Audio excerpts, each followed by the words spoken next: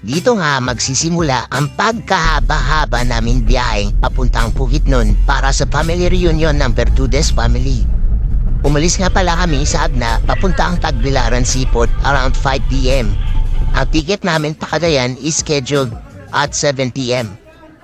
So doon sa Pantalan natita-kita na kami ng family ni Kuya RJ at family ni Cathy. Halong kaba at tawa ang naranasan namin dahil kami na lang pala ang hinihintay na magbuboard sa barko. Alain mo yun?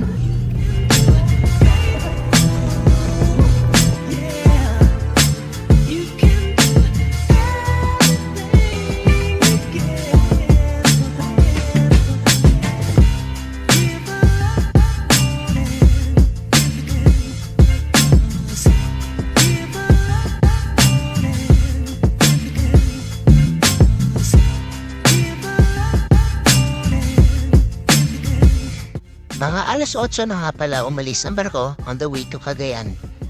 Buti na lang may dala kaming baon pang dinner. Alam niyo naman, ang mahal ng bilihin sa barko, bes. So ayan, kumain muna kami at nagpahinga. 8 hours later.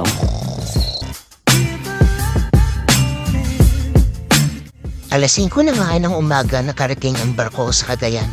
Kulang pa kami sa tulog pero tiis-tiis muna, babawi na lang mamaya. Tila excited na rin ang lahat na makita ang isa't isa. Ilang taon na rin ang nakalipas nung first family reunion.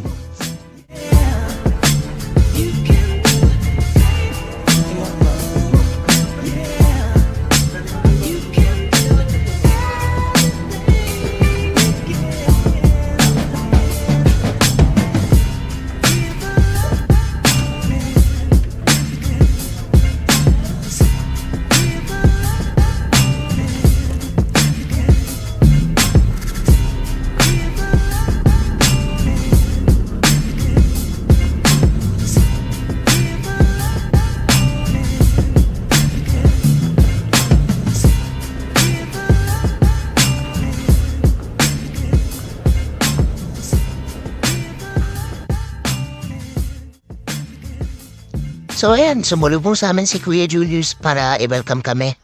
Tapos sumakay na kami ng van papunta sa bahay nila para doon mag-breakfast at mag-ready na for a long ride to Bukidnon. Pero bagong lahat, nagbisita muna kami sa house nila Kuya Jollibee at doon kami kumain ng lunch.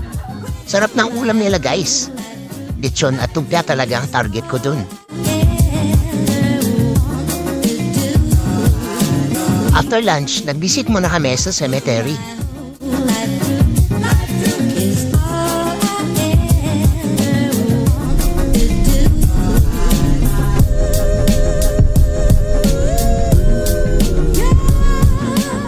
Habang on the way na kami sa final destination, nag-stop over muna kami sa isa sa mga tourist spot nila doon sa Bukidnon, ang Overview Nature and Culture Park. Sa lahat ng na-experience kong overview, ito na ata ang pinakamaganda at peaceful. Ang ganda, diba? Madami silang mga souvenirs, shirts, hats, kung ano-ano pang binibenta nila dun. Wala akong pera kaya di na ako bumili. Sayang!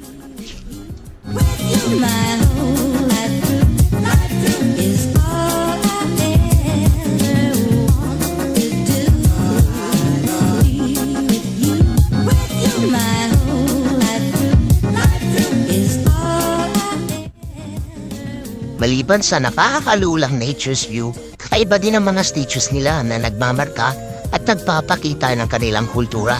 Kaya napahanga talaga ako.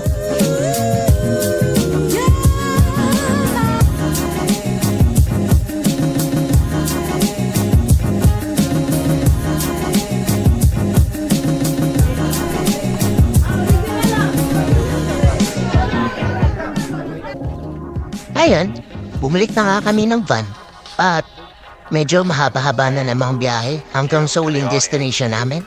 But in a really beautiful way. It's like, Q, I love you. Now let me play you some beautiful music. You know, so Minsan, feeling like kailangan din talaga natin mag-relax. do whatever they Hindi want yung to do puro trabaho, their diba? own will and not worry about how it's being understood or whatever. Yet the wonderful thing about that is that it speaks to people. One is the loneliest number that you'll ever do.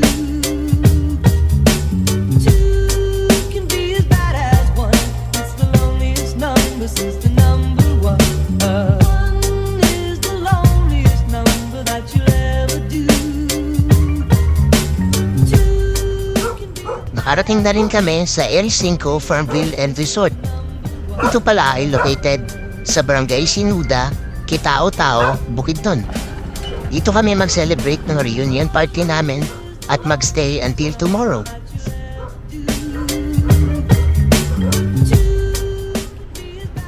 Dito sa resort ay napaka-relaxing, malayo sa ingay at pulsyon. At ma-enjoy mo talaga ang stay dito kasi madami silang iba't ibang spot na pasyalan at tambayan. Solid at worth it talaga ang lugar dito.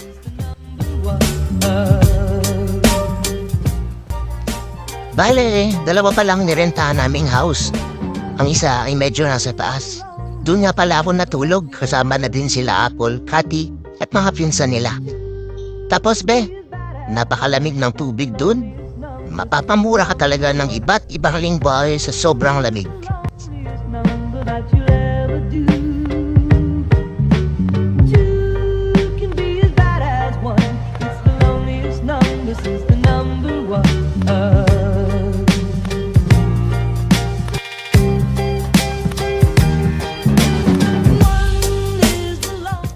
At nang malapit ng gumabi, nag-prepare na rin pala kami ng pagkain para sa dinner namin.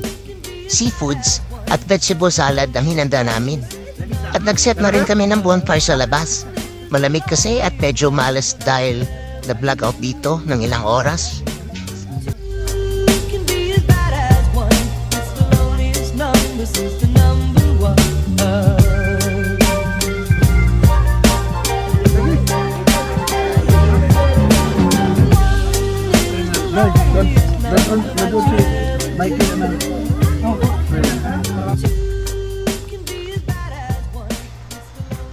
After dinner ay na-prepare na kami at nag-DS para simulan na ang program ng family reunion.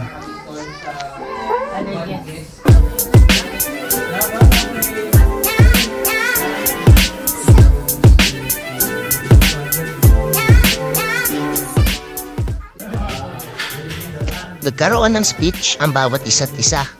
At meron ding games na naganap. Sobrang nakakatuwa talaga na makita ang isang pamilya na nagbabanding.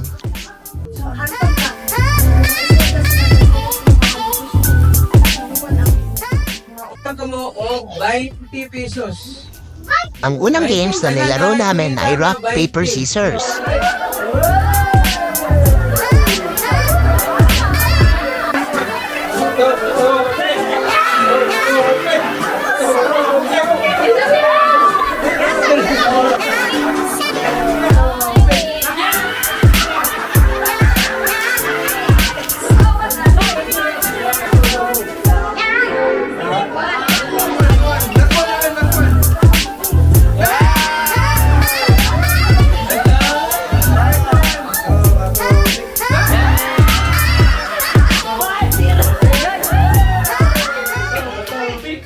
Eventually, si Eren ang nanalo sa unang games.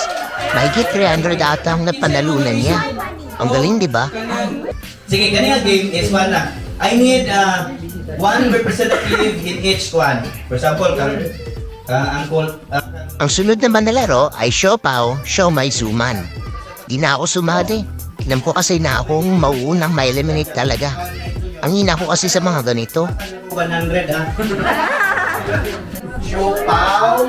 This is the sequence of the word Siopaw, Siomai, Suman. Mispronounce, evicted. You're out. Siomai. Pusta din. Siomai. Siomai. Siomai.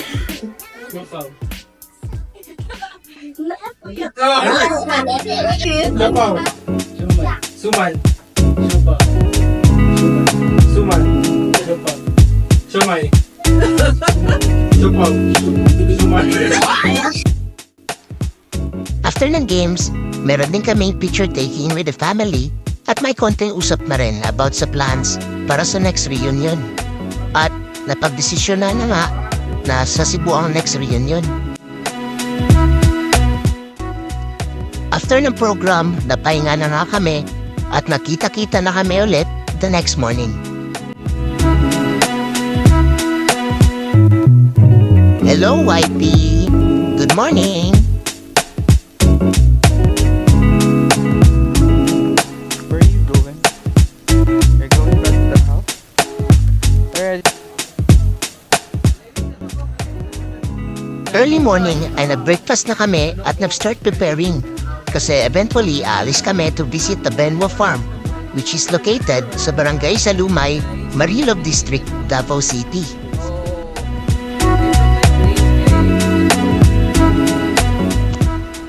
Naging matunog ang lugar dahil sa strawberry farm at naging tourist attraction na ito sa Davao.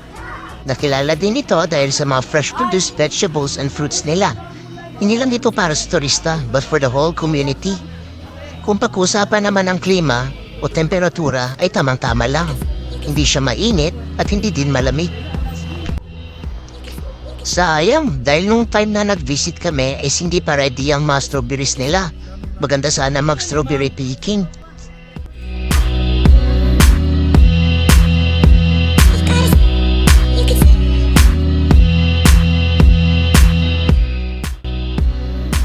Meron din pala silang horseback riding. Gusto ko sanang sumakay kaso pagod na pa ng mga kabayo. Hello. O baka aya lang nang nagbabantay baka hindi makayanan ang bigat ko.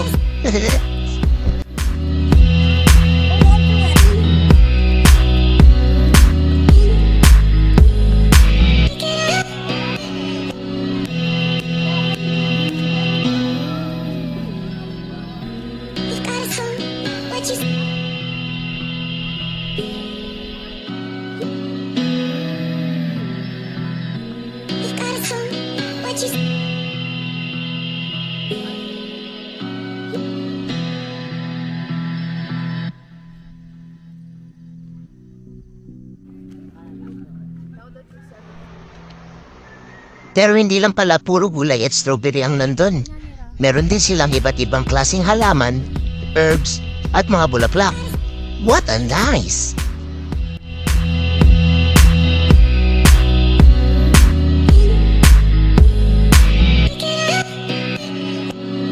After mapagod sa paikot-ikot sa lugar, nagpahinga na kami sa dining area nila at nag-order ng fresh vegetable salads na may lettuce, carrots at iba pa. Sarap na eh. Meron din pala silang authentic na soft strawberry ice cream. Sarap niya in fairness.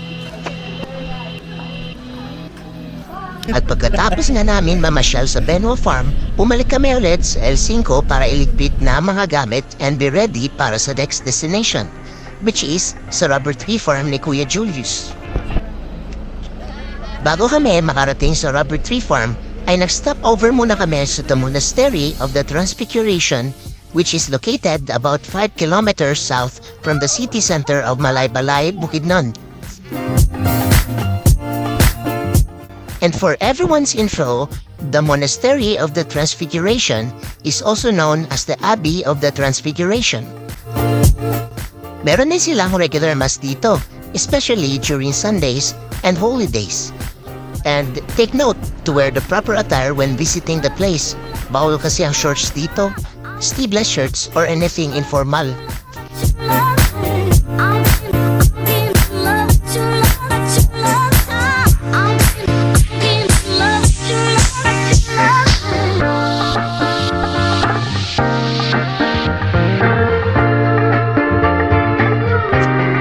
After visiting sa monastery, tumiretso na kami sa rubber tree farm ni Kuya Julius at dumating na kami mga malapit mag-alas 8 ng gabi. Ang ganda ng vacation house nila dito. Meron silang mga double-decker beds at meron ding second floor extension sa taas. Nag-prepare na rin pala kami ng pang-dinner namin. At excited na talagang matapos ang gabing to. Gusto ko na talagang makita ang rubber farm ni Kuya Julius. The next day. Maaga ako nagising the next day. Took a coffee at lumanghap ng fresh air habang naglalakad sa farm. Sobrang lawak talaga ng farm ni Kuya Julius. Masabi daw, mga 900 rubber trees ang nandito. Amazing, diba?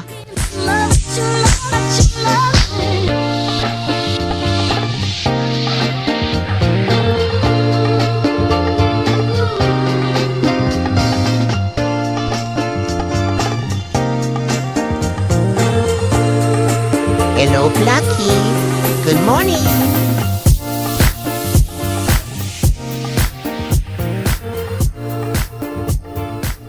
Buti at natsyempuan ko ang nag-harvest sila kuya ng silem galing sa trunk ng rubber trees. At sinundan ko siya at nag-observe.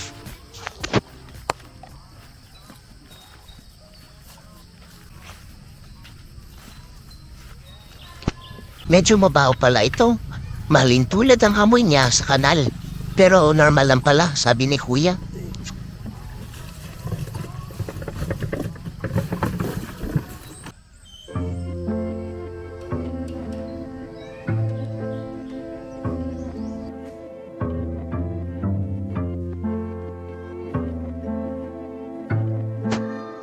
Maaga na rin nagising ang iba para maghanda ng pang-breakfast namin.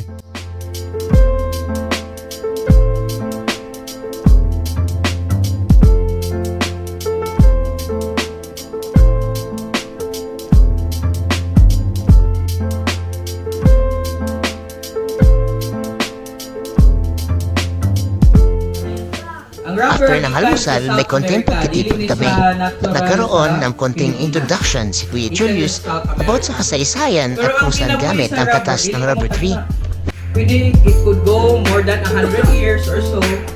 Pero yung effectiveness lang yun na mag-produce of rubber, 50 years lang yun. Di lang pala puro rubber trees ang nandito. Meron din silang inaalagaan na kambing at baka. Nakakamis, di ba?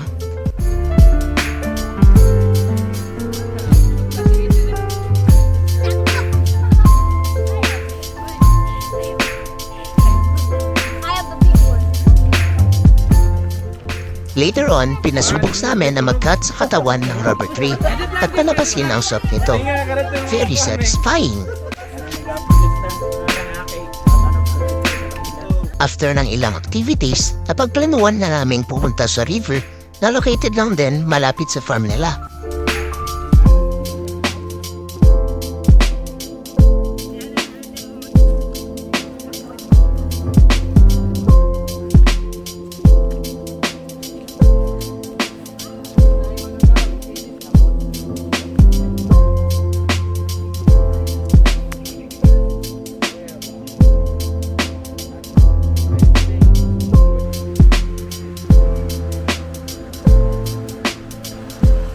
At ayun, nakarating na nga kami sa ilog. Sobrang refreshing ng paligid at ang lamig ng tubig.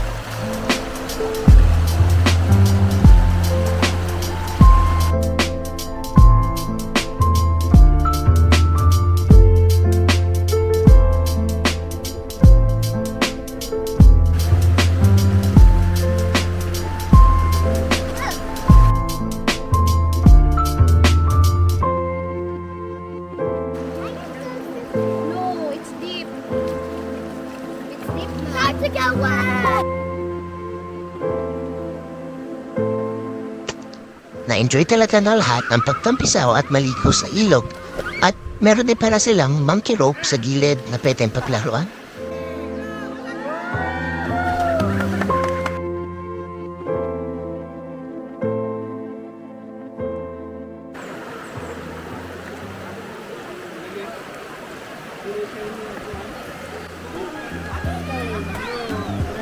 Go spend the rest of my life.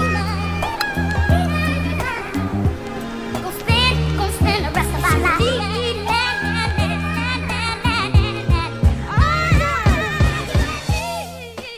Nakakalungkot at dito na nga magtatapos ang stay namin sa place ni Kuya Julius. What an unforgettable experience ang naranasan namin. At minsan lang ito mangyari sa buhay ng bawat isa. Parang ayaw pa nga umuwi ng iba eh. At ayun, after lunch, nagdahan-dahan na kaming magligpit at babalik na ng Cagayan. Pero, di pa dito nagtatapos ang aming paglalakbay. Dumating na nga kami ulit papalik sa Cagayan. Pero before uwian, gumala muna kami sa bagong boulevard nila. Amazing place to walk and bond with friends. Pero dahil December ngayon, kinamit muna ang place na to para i-showcase ng iba't ibang barangay ng syudad ang kanilang Christmas booth and decorations. Nakakamangha ang mga disenyo ng mga kubo, lalo na ang mga light decorations nito.